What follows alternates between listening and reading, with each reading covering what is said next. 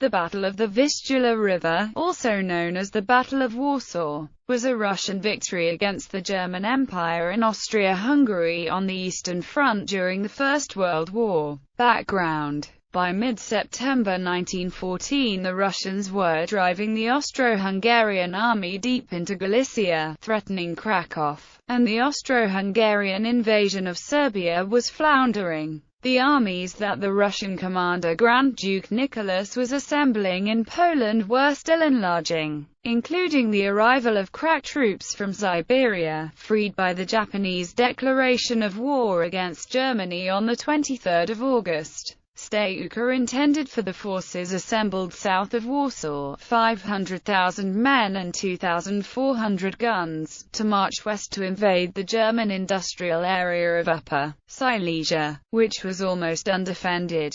On their eastern front the Germans had only one army, the 8th, which was in East Prussia. It already had mauled two Russian armies at Tannenberg and at the First Battle of the Masurian Lakes. To support the reeling Austro-Hungarian armies, Earl formed a new German 9th Army in Silesia, to be commanded by General Richard von Schubert, with Erich Ludendorff, transferred from 8th Army, as Chief of Staff. Ludendorff quickly evaluated the situation in Silesia and convinced the new commander at Ulm, Erich von Falkenhayn, to strengthen the 9th Army and also to make Paul von Hindenburg commander of both German armies in the east. 9th Army, with headquarters in Breslau, consisted of the 17 XX Ski Guard Reserve and Landwehr Corps, as well as a mixed Landwehr division from Silesia and the Saxon 8th Cavalry Division. In early October, the army was reinforced by the 35th Reserve Division from East Prussia. Thus, Hindenburg had at his disposal 12 infantry and 1 cavalry divisions. On the 17th of September, papers from a dead German officer disclosed to the Russians that 4 German corps, which they believed to be in East Prussia, were now in Silesia. Engagement of Opatow-Clermontow. To face the threat from Silesia, the Russians withdrew men from East Prussia and from the front facing the Austro-Hungarians. The geographical barrier that separated the bulk of the opposing armies was the Vistula River. The Russian corps marching north to fill the gap moved along the east bank of the Vistula, which protected their left flanks. The troop movements involved both the southwest front commanded by Nikolai Yudovich Ivanov and the northwest front under Nikolai Ruski. Their movements were poorly coordinated. To guard the crossings for their 4th and 9th armies, on the west bank of the Vistula the Russians deployed the 75th Reserve Division at Radom, as well as the group of General Delcel, consisting of the Guard Rifle Brigade, 2nd Rifle Brigade and 80th Reserve Division, at Opatow-Clermontow. Both groups were screened by the cavalry divisions of the Kornauikov. On the 28th of September, German 9th Army began a meticulously planned advance toward the Vistula River. German Ski Guard and Austro-Hungarian 1st Corps marched in heavy rain toward Delcel's group.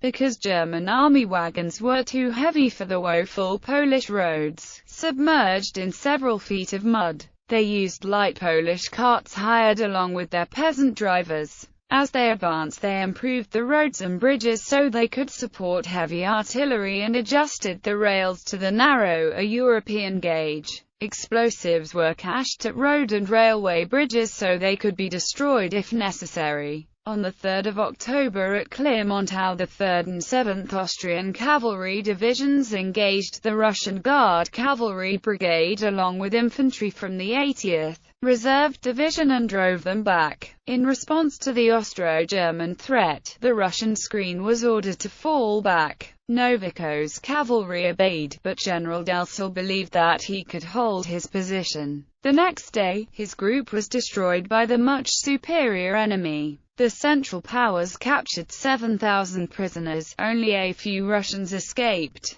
The Germans lost 571 men. Austro-Hungarian casualties are not known. Battle. The Germans reached the Vistula River on the 9th of October. The few Russian bridgeheads on the west bank were invested. Their left flank, August von Mackensen's 17th Corps, continued to march north until it was 19 kilometers from Warsaw. Only small Russian pockets remained on the west bank. They were excellent targets for the German artillery. General Nikolai Ruski, commander of the Russian Northwest Front, sent troops from Warsaw to attack 17th Corps on the German left flank. Orders found on the body of a Russian officer revealed that 14 Russian divisions were concentrating against Mackensen's 5 divisions. The Germans were also privy to Russian movements from intercepted wireless messages. Unlike the messages sent in the clear during the first weeks of the war, now they were in the new Russian code, which by the end of September had been broken by a German reserve officer, Professor Deubner. 3 Russian armies were concentrating against German Ninth Army, relieving the pressure on the Austro-Hungarians in the south. To prevent this, 17th Corps must be reinforced. The Germans wanted the Austro-Hungarians to provide troops to be hurried to the threatened flank, but the Austro-Hungarians did not want to mingle their men with the Germans, so instead they agreed to take over the line on the German right flank. On the 18th of October, Mackensen withdrew to a defensive line 75 kilometers west of Warsaw. The Austro-Hungarian First Army, which was taking over the German right flank, was unable to defend the crossings over the Vistula. The Germans claimed that they deliberately allowed the Russians to cross, then intending to engulf them. According to the Austro-Hungarians, they arrived too late to prevent the crossings.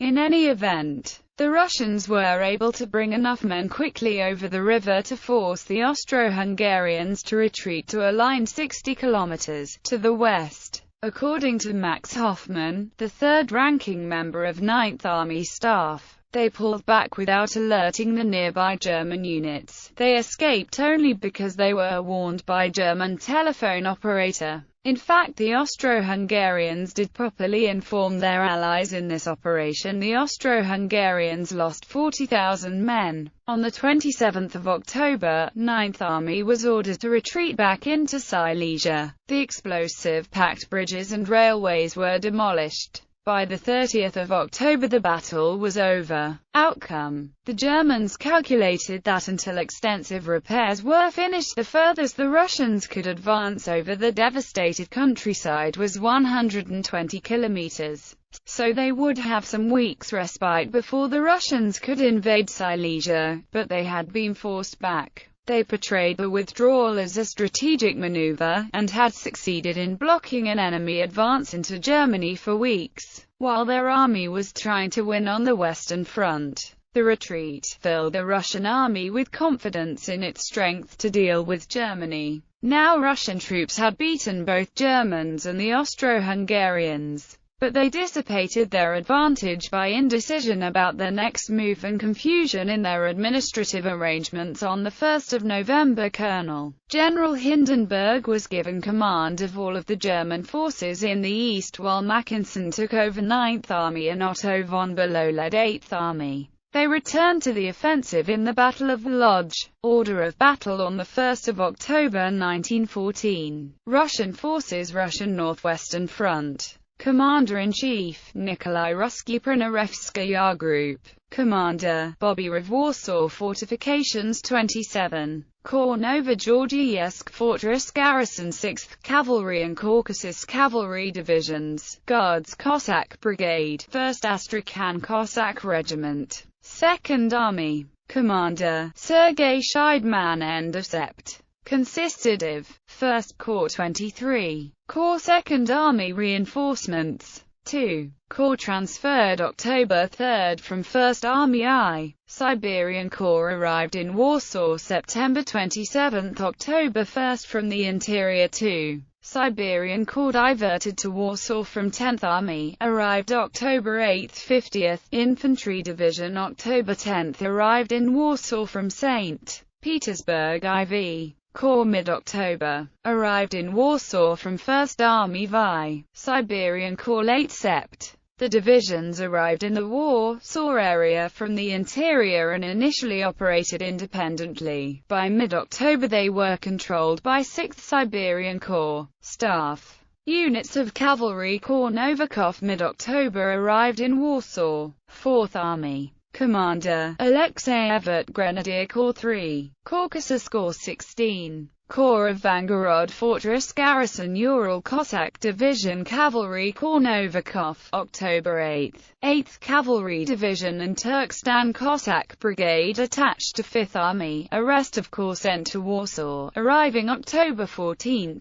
9th Army. Commander, Platon Lechitsky Guard Corps 18. Corps 14. Corps 13th Cavalry Division, Guards Separate Cavalry Brigade, 5th Army. Commander, Pavel Plev 17. Corps 25. Corps V. Corps 80th Infantry Division 1st Don Cossack Division. Central Powers Forces 9th Army Commander, Paul von Hindenburg Guard Reserve Corps She. Corps 17. Corps XX. Corps, Landwehr Corps, Wosch Combined Corps, Frommel, Landsturm Brigades Rintelen, Hoffmann and Westernhagen. 1st Army Commander, Victor Dankelai. Corps V. Corps X. Corps 37th Honved Infantry Division and 106th Austrian Landstrom Division, 100th Hungarian, 101st Hungarian and 110th Hungarian Landstrom Brigades.